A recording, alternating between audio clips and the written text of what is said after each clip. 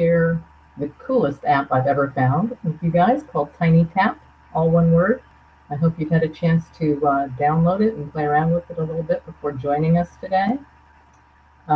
Just a little bit about myself before we get started. I'm actually a speech language pathologist that's worked in public schools in Pennsylvania, Florida, and Georgia for 40 years.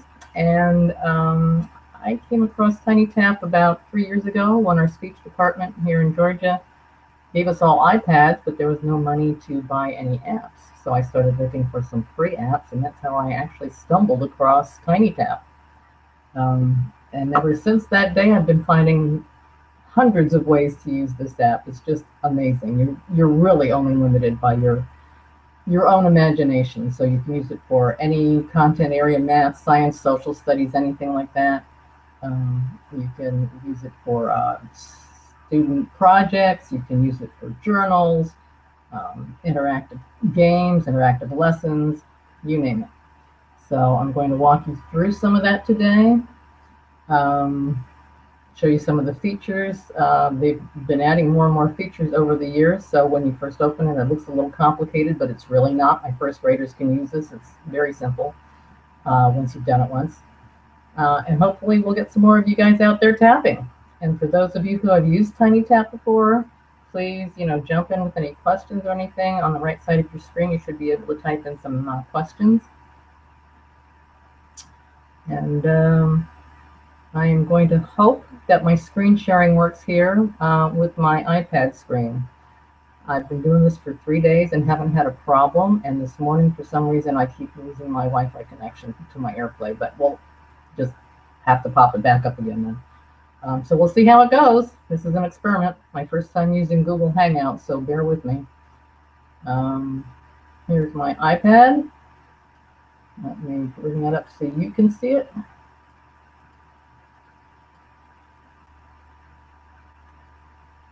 All right. So let me exit out of this screen.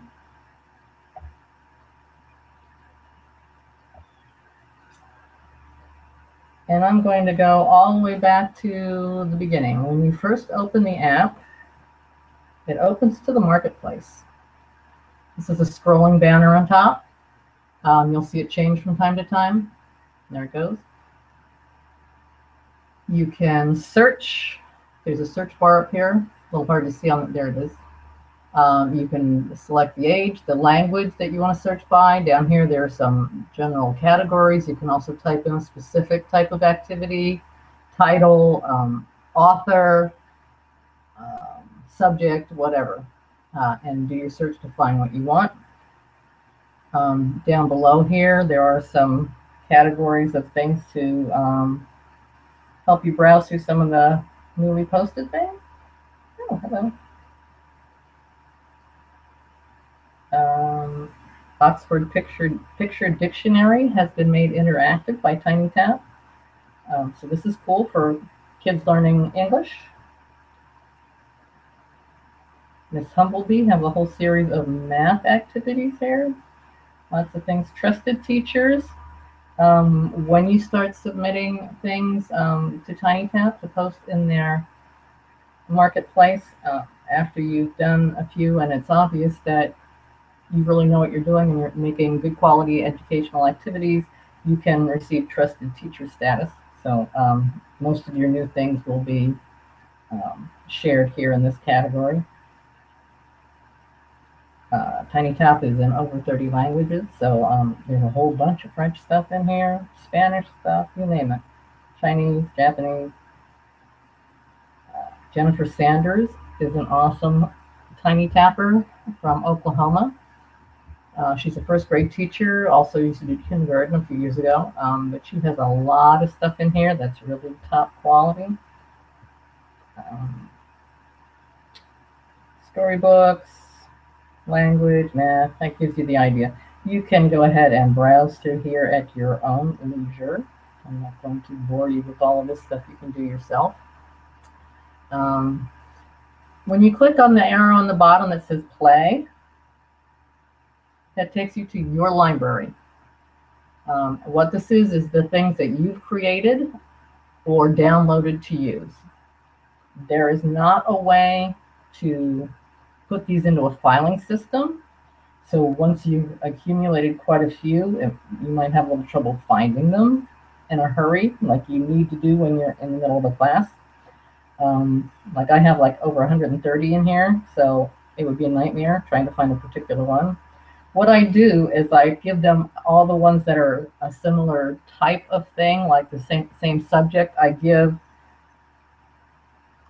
similar covers to and group them together so they're easy to spot when you're flipping through quickly.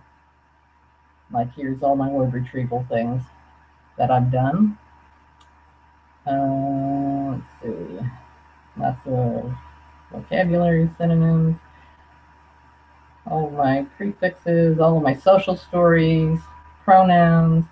So you can see the ones that have similar covers are easy to spot when you do that. That's one way to solve that problem. The cool thing about this is you do not have to keep all of these things in your library on your device and use up all your memory space. When you're done with one, if you've uploaded it to their marketplace, it's in their cloud storage, so you don't have to keep it on your device. Just download it again when you need it. So that's pretty awesome. Saves us some space. All right, I'm going to skip over this little button on the bottom that says create and go into feed and show you what that is. TinyTap is kind of set up as a social platform. So just like the social things like Facebook and Twitter, you can follow people. They will follow you. This feed kind of is a running record of those kinds of things, like who's following you, who's released something, who's updated something. So if somebody you're following has released or updated something, you'll get notified of that. So there's lots of information there. Also, let me mention that they have a data management service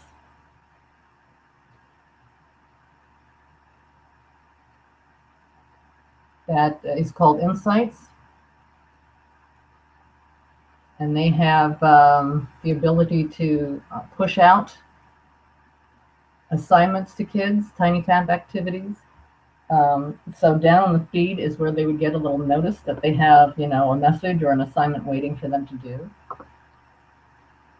Then when they do it, it sends you the data. When they did it, how long it took them, which answers were correct, which answers were not correct, their score, how they compared to other kids in the group doing that same assignment, like a group percentile. So it's pretty handy to do. That's by subscription service. You can go on their website, www.tinytap.it, and check out their pricing structure. It's different for classes or schools or districts. And you can check out all that stuff later. So that's your feed. Your profile, you're going to have to set up your profile if you want to create and save anything. But in your profile, activities will show you all the things that you've created. Okay. You can post your picture or not, put a little description. It's always helpful to at least indicate if you're a teacher or a parent or whatever. Because there are students even making games and things in here. So it helps you get your trusted teacher status if they know off the bat that you're a teacher. Let's see, your likes, the ones that you clicked on that you liked. Oops. Okay. There we go. So these are some of the ones that I've looked at that I've liked. Who you're following, who's following you. So just like one of those social media things. So that's kind of walking you through the app. On the website, you can access your personal data as far as how many people have played your apps and downloaded them and things like that. That is not available on the app. You have to do that from the website. But your creation project has to be done through the app, not on the website. Doesn't matter if it's iOS or Android, but you need to create on a tablet or a mini tablet. The smartphones, most of those screens are too small. I did see an Android phone work the other day that had one of the bigger screens on it. But most of them, the screens are too small to create on a phone, but anything can be played on that. And anything can be played from any tablet or from the website. You just can't create on the website. So let's go down here to that plus sign, and that's where you start creating.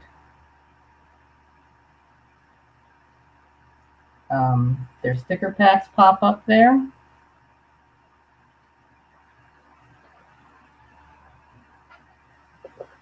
We have all kinds of images that you can use, covers. These are some layouts and backgrounds that are similar to what a lot of people use that make stuff for teachers pay teachers. If that looks familiar, it's kind of the same style. Layouts, backgrounds, all kinds of things on here. They've also recently added animation. So there are several files here of animated images that you can include. They're pretty cool.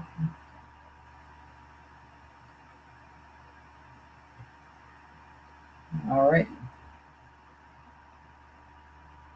So this is your first level, and on your first level, you're going to be putting all of your visuals. So your images, backgrounds, and text are all going on this first layer. Alrighty. I don't want that sticker pack anymore, so let me close that out. Just tap on the screen to close that out. If you don't want an image, just put your finger on it and flick it away. Pretty cool. That's actually one of my favorite things about TinyTap. Something cathartic about throwing it away if you don't want it. Alrighty, so let's pick a background. Let's see. I'm going to use one of theirs. What do I want to use? How about, I'll just pick one of those up here. How about green? If you don't like the backgrounds that are in the sticker packs, you can always look online for some, and we'll get to that in a minute. I'll show you all the different ways you can get images in here. So sticker packs is one of them. Most of them are free. Some of them you have to pay for unless you have a pro membership, which is just a couple bucks a month, and you get access to all that stuff free then.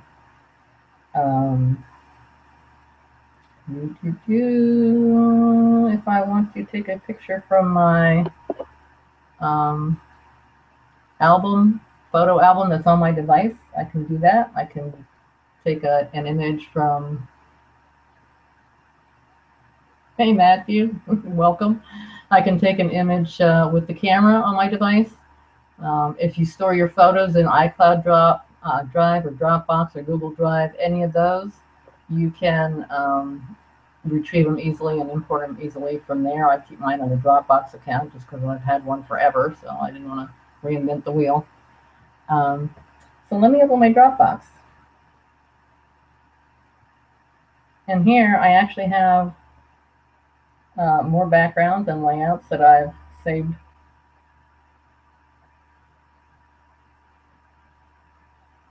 So you might want that for a background.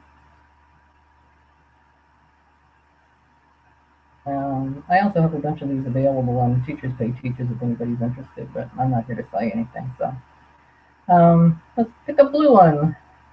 There we go, like that. Double tap it, and you get your formatting menu. So I'm going to tap on background, and once it's background, you can't change it. You can't erase it. You can't unbackground it. You'd have to cover it. So if I want to start over, I'd either just trash this with that trash can up there, delete the whole thing, and start the page over again, or just go into their backgrounds and select white and just cover it up and start over. All right. So let me put a background back on here. We need an image. Let me go into my albums for that. Let me see. selfies. Oh yeah, we don't want any of those today. Simple image. These are the projects I've been working on. Okay, so this is one that I saved from a web search. I'm not sure I like that background though, so I'm going to double tap that and remove white. Now, the only thing wrong with this is it removes all the white. So if you've got people with white in their eyes, that's going to be removed also. That's very easy to fix. I just go into a, oops, did I just move it? Yes. Just go into a color thing, get a little white thing, and you can move these around, shrink them, whatever, and stick it behind. Tap that so it comes to the front, and you'll put the white back in there. So that's pretty easy to fix. Right? We don't need him anymore. I want to show you how to get images from the internet. Tap on that spyglass and type in your search terms. You see there's 3 different categories here. All is just that. If you put in cat, it's going to pull up everything. Clip art, photos, PNG images with transparent backgrounds, animated GIFs, it's going to pull up everything. That's a lot of images to search through, so try to be more specific. Transparent will just pull up your PNG images that have no background. Animated will pull up your GIFs. But still, you're going to get photos and clip art in either one of those. So if you want to be specific, like cat clip art,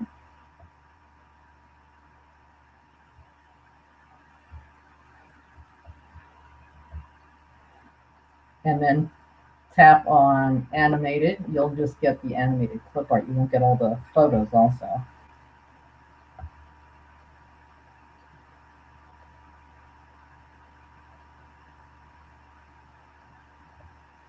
How cute. Okay. So those are all your options for importing images.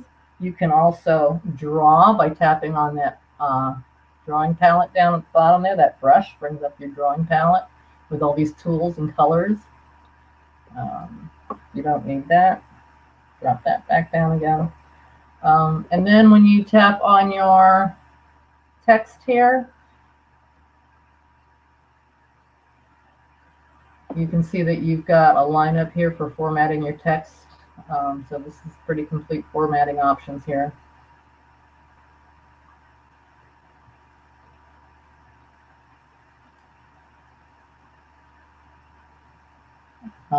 Matthew, how you doing? Are you following along here? Or have any questions?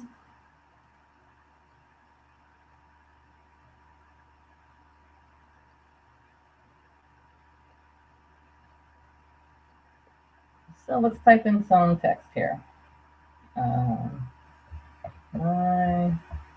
Oops, spell it right. My cat. I want to format that, make it bold, maybe change the font. There's pretty good selection of fonts in here. You can change the color. Oops.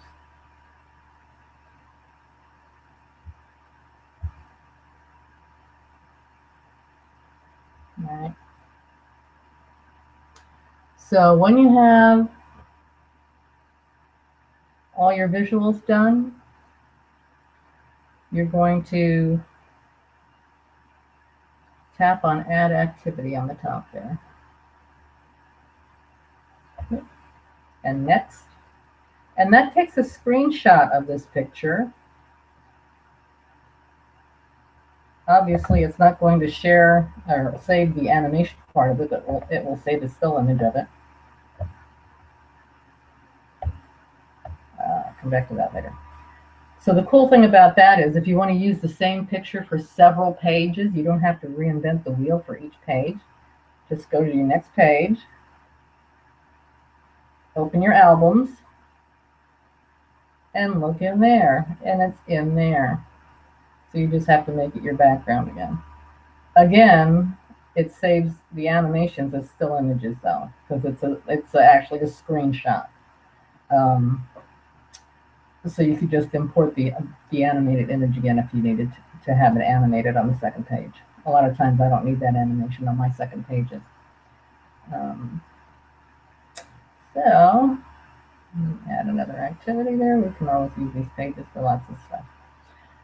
So this takes you onto your second layer, which is adding the interactive activities and audio recordings.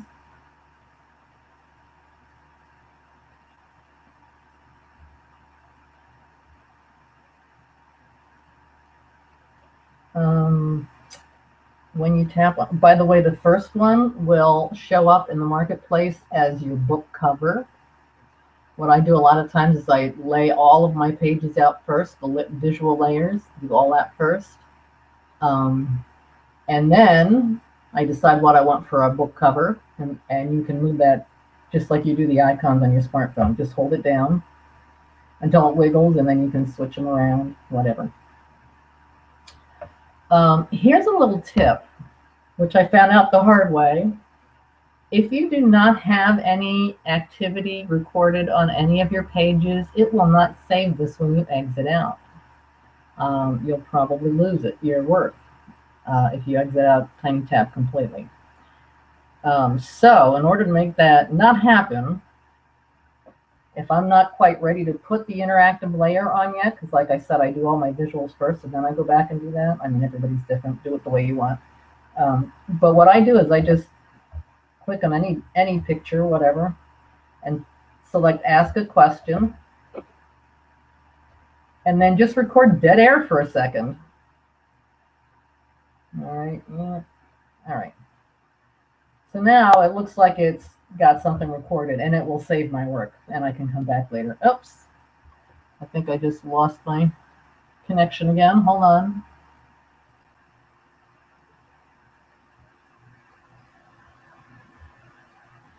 Get my AirPlay working again.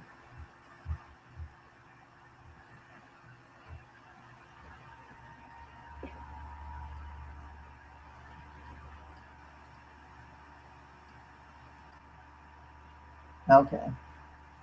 Yeah, somebody warned me this was not real consistent, but like I said, I've been playing around with this for 3 days and I haven't had a problem. But such is life. You guys know when you're doing a lesson, stuff like this happens all the time. So if supposing I want to go back and start doing my interactive activities now, but I didn't want a question on that page, that is real easy to simply fix by editing. Delete that, done, and it takes it off of there. You can't do that with all of the features. The question one's probably the easiest to undo. So let me show you some of these features now. Ask a question. This is so cool. Tap on record a question and ask a question. Where are the bugs? And then you're going to create a hotspot. That little circle is just reminding you that it's waiting for you to create a hotspot.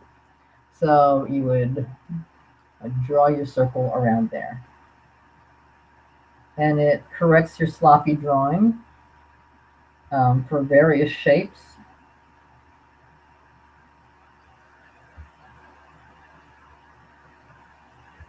If you're close to a recognizable shape, it will correct it. If you don't want it to correct your shape, if you want it to do an irregular shape, and you want to keep that irregular shape, let's see how it would. Yeah, see, it corrected that to a circle. Maybe I didn't want that to be a circle. Just tap it again, and it will bring back the one that you did. All right.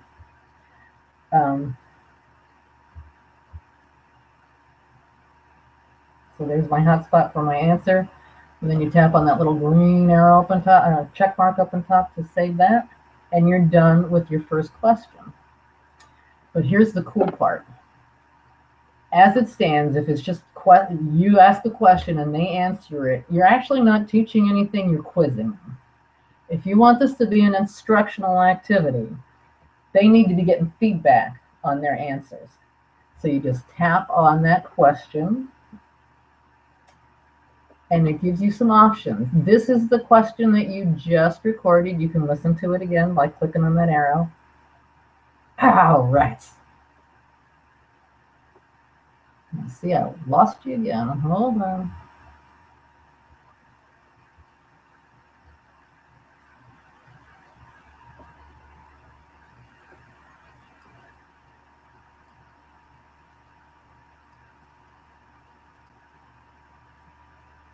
Okay. Should be good again. This is maddening.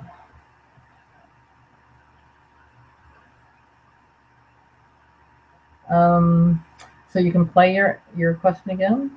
And I turned down my volume so that we wouldn't have competition. But you can also record a response to the correct answer. So you can say, way to go, I can tell you did your homework, or whatever you want to say for that.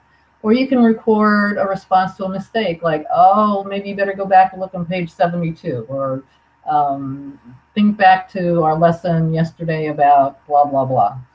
Give them a little hint. Or maybe it's a vocabulary word, and you give it to them in the context of a sentence or something to help them find the answer. Whatever. If you do not record a response, TinyTap has default little audio and visual responses, little beeps and and horns and things like that, sound effects. So you don't have to do that. But then, if you want some more questions, just add another question. Where's the cat? Okay. Yep. And by the way, when you're doing these hotspots, you can move them around. That's pretty easy to do. So there's my answer. So now I've got a couple of questions there. Again, you can go in and edit if you need to. If you don't like the question, that will erase the whole question menu there for like that particular question. So that's question and answer. If any of you guys have any ideas floating around in your heads right now about how you might use a question and answer activity like this, go ahead and type it in and share it with us. There's also a link below your screen where my comments are, where you can join a live conversation with us if you want to click on that. Let's see.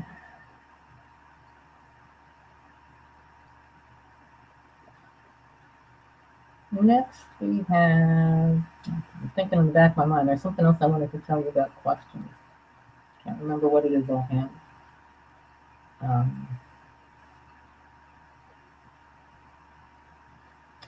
Okay. Well, let's go to the next one. It'll pop in my head in a minute. So I'm going to go to the next page to do a different one. Tap and type. This allows the student to type in his answer. So up in the top is a little settings wheel. Tap on that. And you can record either instructions for the page or a question that they have to type in an answer to. So let's say, we're going to say, type in the name of this animal. Oops. Type in the name of this animal. And then we'll create a little hotspot for the typing box. Just click on that plus. There you go. Oh, lost you again. Oh, Lordy.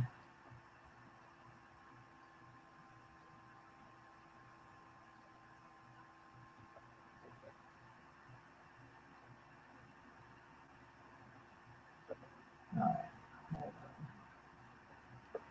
I'm coming, here I am.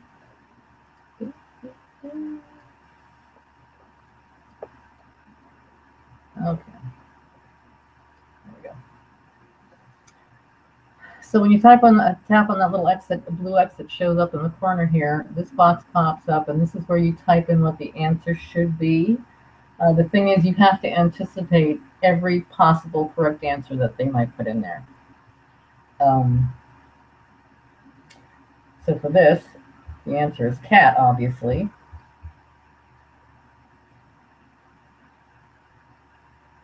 Although, they might be looking at the other pictures. They might put bug. But I meant this to be cat, and I would have been more specific in my directions for that, or used a different picture. You can record something that it says, so you can tell them the word you want them to put in there if it's just a spelling exercise. If that's all you want, that's fine. I use this to make a word scramble, where you use the letters in a word to create new words. The problem with that is there were 12 different 5-letter words that could have been made. So for each box, I had to type in all 12 words, because you don't know which box they're going to put which word in. You have to put in all the possible answers. And this is not case sensitive, by the way. So that's done. Let me turn up my volume now so you can hear this, and I'm going to play those 2 pages. If you tap on that little green arrow there, you can play these. Where are the bugs? Where's the cat? Type in the name of this animal.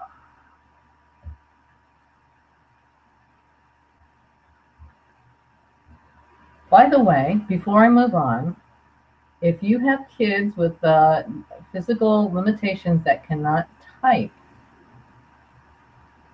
if you click on this microphone down here and you have it set, have your iPad set for the language that you're working in here, they can say it and we'll type it in for them.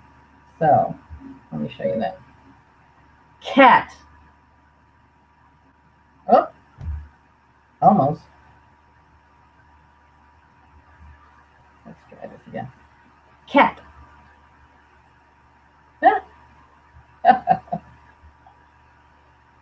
I'll tell you what, this is great for working on people with accents because it's very sensitive to correct pronunciation.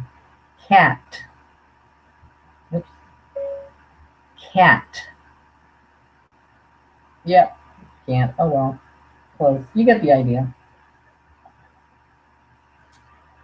Alrighty, so let's put in cat. Oops. And that one's done. Oh, did I mention that you get a score? And by the way, I see we lost you again.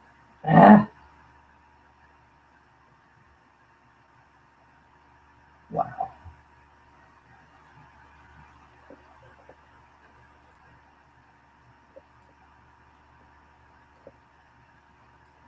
Screen share. This pops up at the end of your apps that you're making, your games, your instructions, whatever you're doing. Gives you their score. It does not save it though, so once they exit out, it's lost. I used to just teach the kids to take a screenshot of it and show me at the end of the session so I could jot down for my data collection. But if you have their Insights subscription service, it would have sent you an email with their score in and all that data. And you can also set it up to send that information to anybody you select, the parents, the teacher, an RTI coordinator, whoever. So that's pretty cool about that data subscription service. All right, let me show you some more features here. I'm moving right along.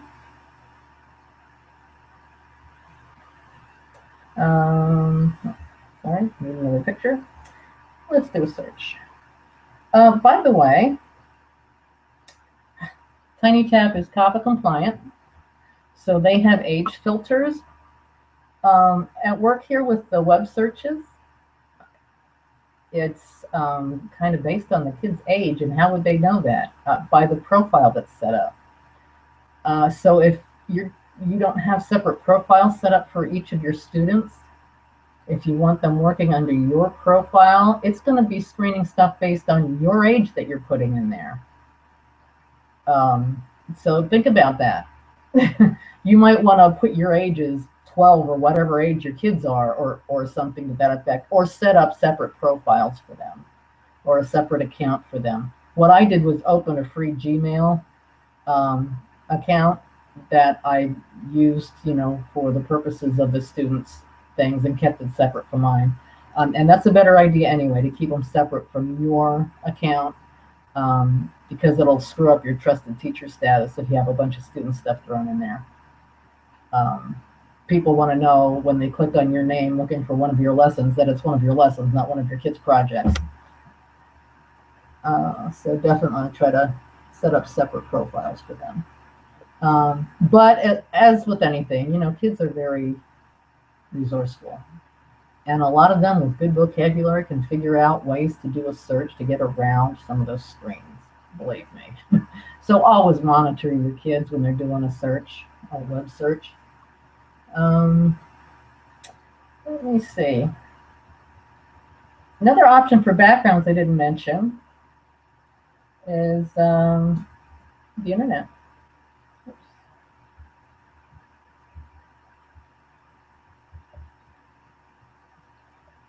I like typing in background because the images it pulls up will usually keep um, their integrity, their clarity of the image when it's blown up as a background. And some of them don't do that, some of the images that you find online. So let's see, search. I want a summary background. Okay, let's go to the beach. Gonna tap it. By the way, some of these other image editing things I didn't go over, you can flip it, and that one you can undo, flip it again. A lot of them you can't undo. You can duplicate it. You can delete it. You can, some of the images, it depends on what kind of image it is, you can blur. And that's pretty cool if you have kids who have visual discrimination difficulties, that they get lost in all the stuff happening in the background of the picture and they don't know what they're supposed to focus on in the picture. You can blur out the background and just have the item you want them to attend to in focus. So that's pretty awesome. Alrighty. I don't need that blurred. Let me, oops, pick another one here.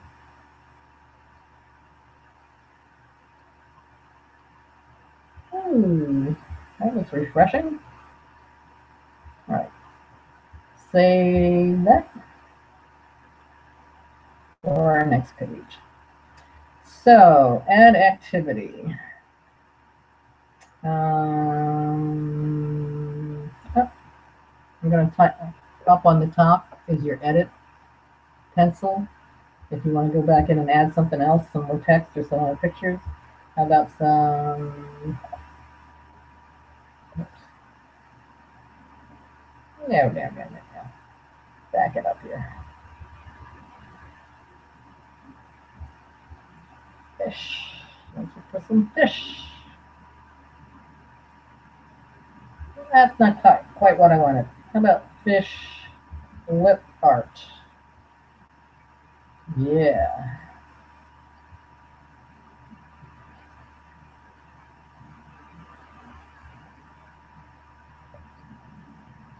Alrighty.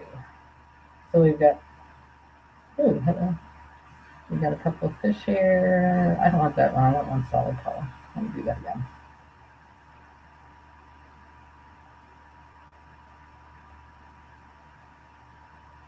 Okay. Maybe not that one because I don't want to deal with the white, so I'm going to look for transparent this time.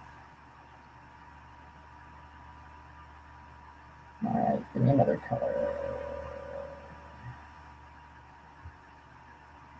All right, here we go.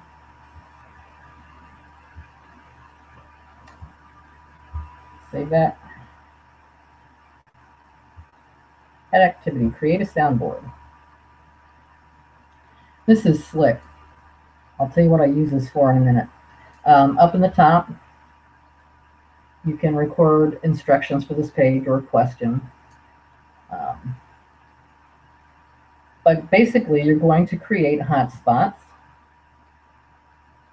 And for each hotspot, when you tap on that little blue plus there, you get a thing. You can record a word. Redfish. You can also have text pop up here. And you can jump to another page when they tap on that. So supposing I want to go back to the first page. I use this to create the menu pages in my activities. So a lot of times they can, they don't have to do an activity in a specific sequence. It's more like an exploratory thing that they can explore all around in the program. So they could tap on anything. Alrighty, so we'll do bluefish.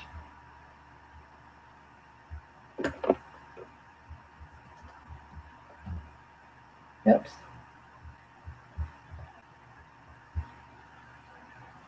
Jump to page.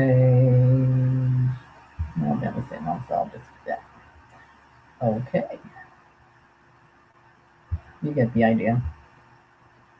So let me go play that now.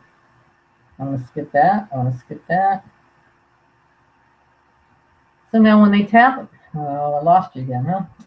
Sorry.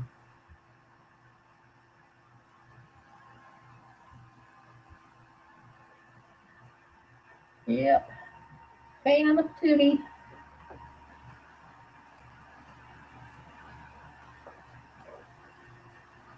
Hi, that's me, by the way. Let me screen share again. There you go. So there's my 3 fish. When I tap on one, Redfish. Where are the bugs? It'll pop back to that page that you linked it to for the jump to feature. Oh yeah, up in the top Where here, are the bugs? That little menu thing. When you tap on that, it opens up your page menu for all of your pages, so you can actually skip pages and go right to the page you want. Bluefish. Okay, where are the bugs? You can also get back into your editing screen with that pencil up on top. So that takes me back in here. You can have like a picture of a plant cell and label all the parts this way. And then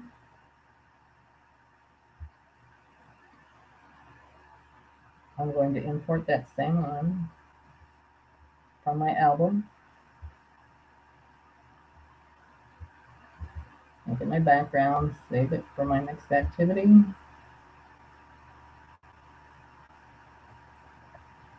Okay. Let me add some text to that this time.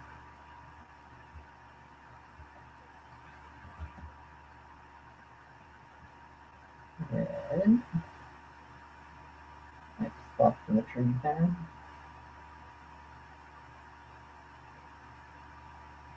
And I'll put it down here somewhere.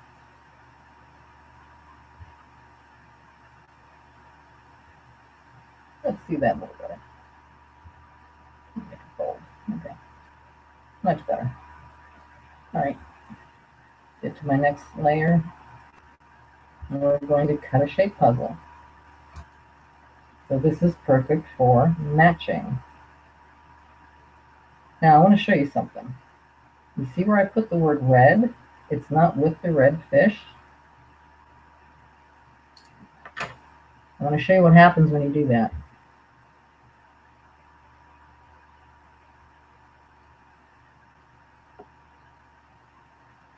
This is how their page opens. Ah! Sorry, lost you again. Wow. This is so annoying.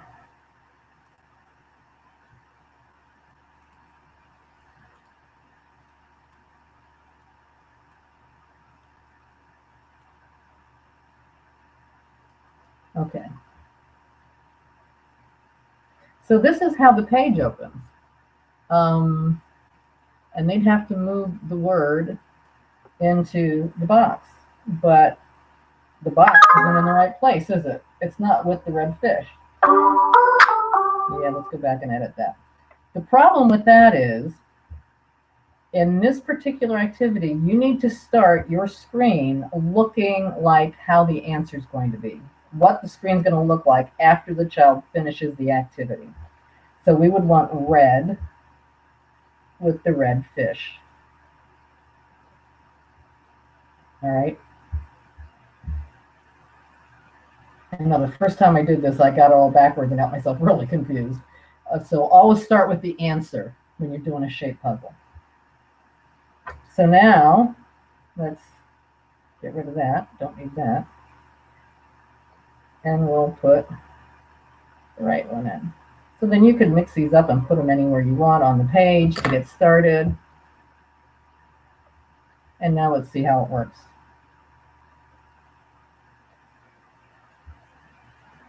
So obviously this is great for matching activities. Oh, really?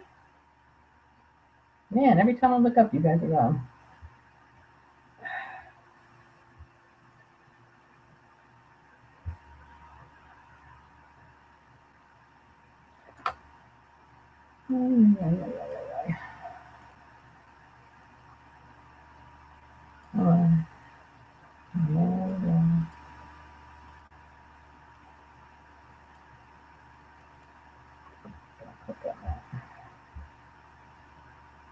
In case you missed it, I don't know at what point I lost you there. Let me show you this again.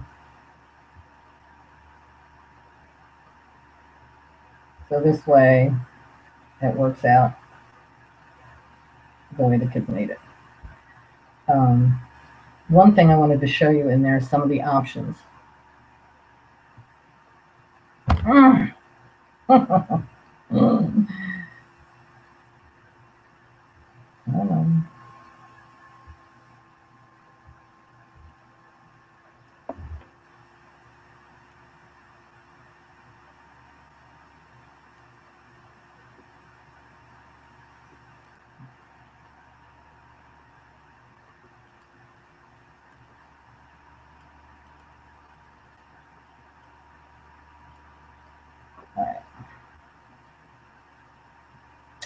Let me show you some of the options when you're doing a shape puzzle. And that little settings wheel up on top. Free play, easy mode, disable hints. I usually turn on the free play and the disable hints to make it a little harder. You can record your intro, the directions. This also has a jump to page feature. But easy mode, if you turn it on,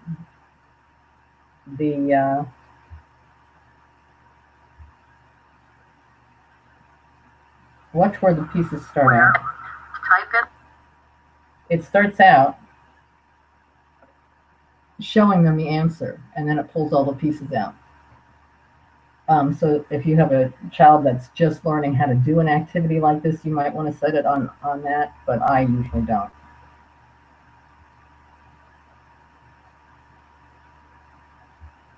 So I usually turn that part off, and then that won't happen when you play it. All right, hey, you guys are still with me now. All right.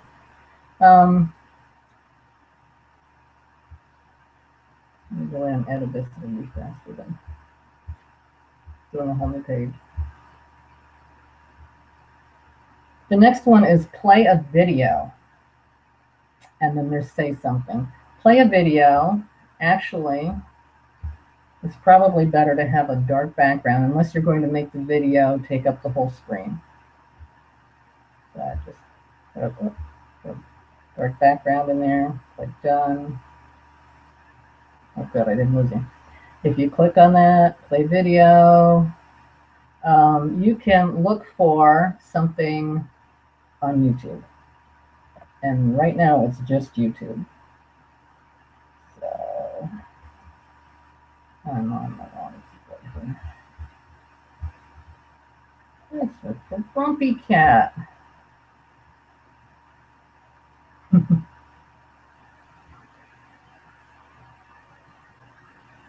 want to make a grumpy cat pancake. But you can resize this, move it around. A lot of times I'll just leave a little border at the top with a little title or maybe written directions. Ay, ay, ay, ay, ay, ay, ay.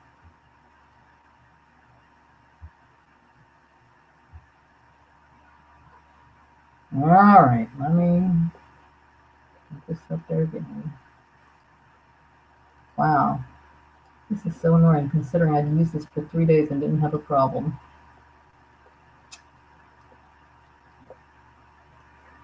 All right.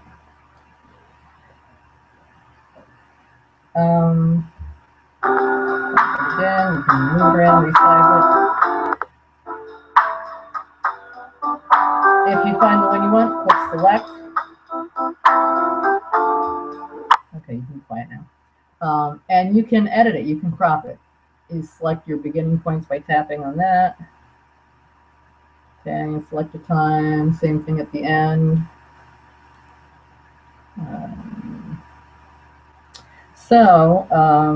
What happens if you crop something off at the end? It takes the part you cropped off and puts it on the next page, your next TinyTap page.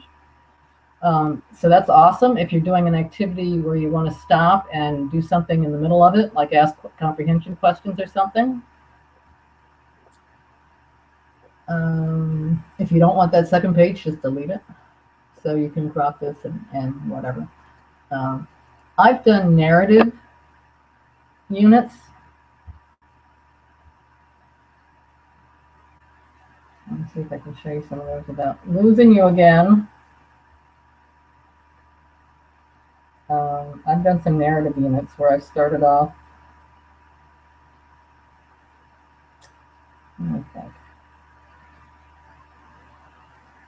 Okay, the Wild Toboggan Ride.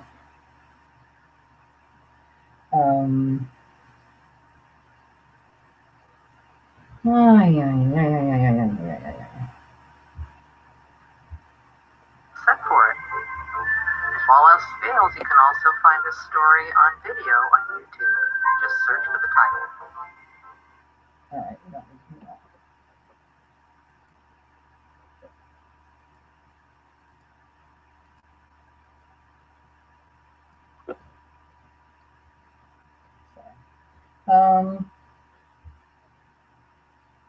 So the first page would be the cover. Second page is, if you look on your page menu, it tells you what was used to create it. So that was just a question. Reading is just instructions. The next page is just instructions, so it's to say something. That's the sixth thing. There's nothing the kids really need to do there. Then we get into vocabulary, and this is a soundboard. Okay. And then this is a question and answer activity. I'll turn it up so you can hear this one. Who the story is about. As we go through each picture one by one, you're going to tap on the blue button on the bottom if it is a character, and tap on the red button on the bottom if it is not a character. Your first one is the baker. That's number 2, Grandpa Dan. So you see the default. Number 2, Grandpa Dan. Let's talk about the setting. Okay, this is a shape puzzle. When the story takes place. Up a snowy hill. The kickoff or initiating event is the something different that happens suddenly and started off the entire adventure. For this story, what was the kickoff? 1. The internal response is how the main character felt about what happened in the kickoff. So for this story, how did Grandpa Dan feel when the toboggan took off out of control? So question and answer, just one simple answer. Sad, scared. That's right, he was scared. A series of rings shape puzzle that we used to represent the sequence of events in the story. Somebody mixed these all up. Can you put them in the right order? What happened first, second, third, fourth, fifth, and sixth?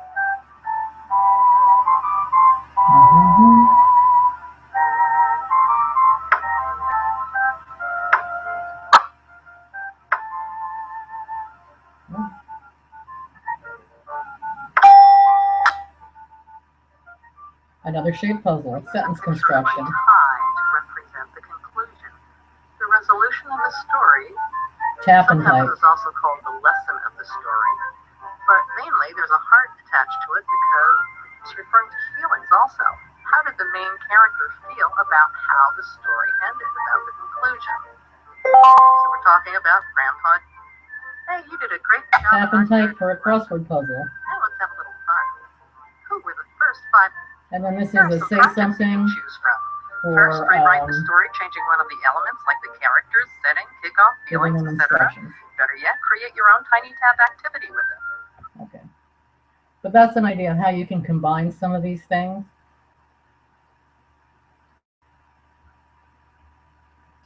We only have a few minutes left. I quickly want to show you how to package this and upload it. You have a choice of uploading it to share in their marketplace, and that's free. If you want to upload something to save in their cloud storage privately that other people can't see it unless you send them the link, you have to have a pro membership for that. They're trying to encourage people to share their creations. And again, that pro membership is inexpensive. It's a few bucks a month. Let's see. At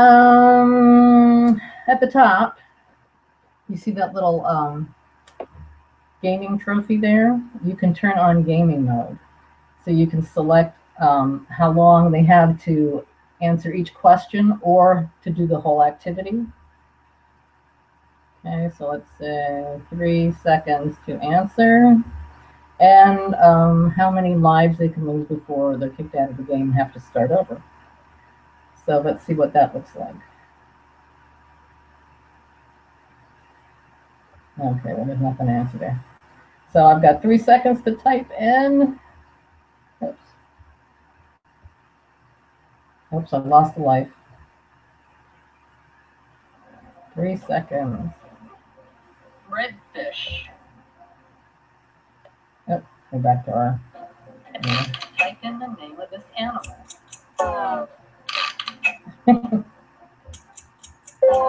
Oh no.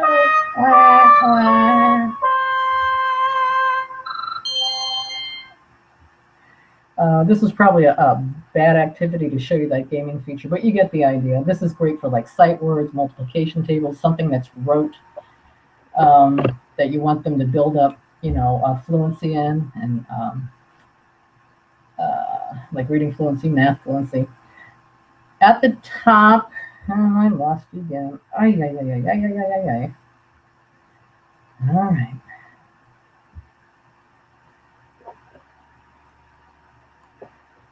At the top of your editing screen there,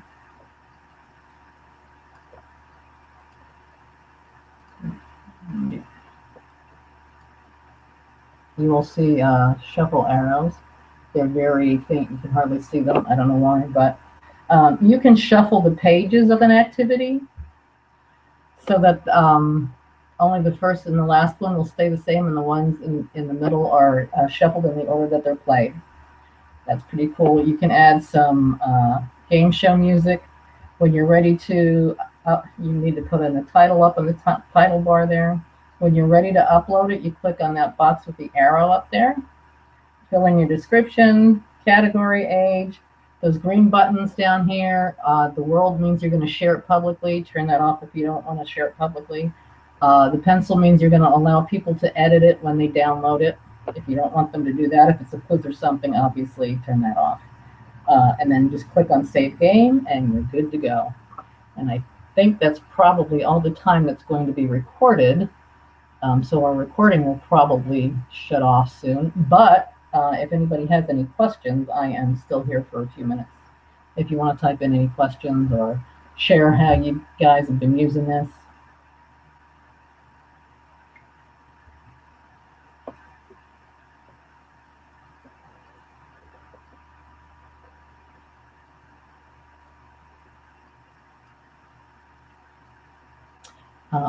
By the way, those of you participating today, in that comment box underneath my screen that you clicked on to start watching this, has some links where you could join the conversation live. There's also a link to a Google Doc where you can put in your name and email address, and we can send you a code for a discount on some of the services like the Pro membership or the Insight service.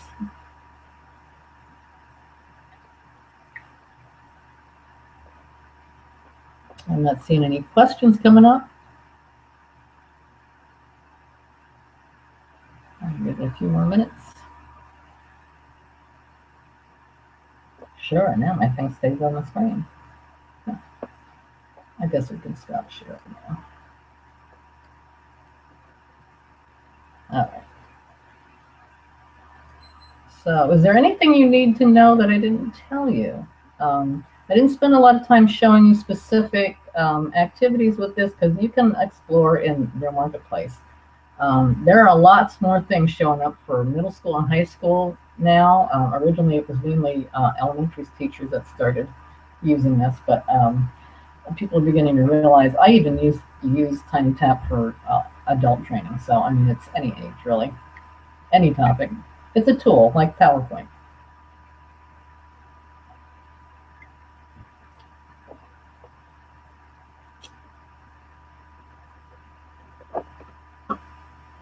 Okay.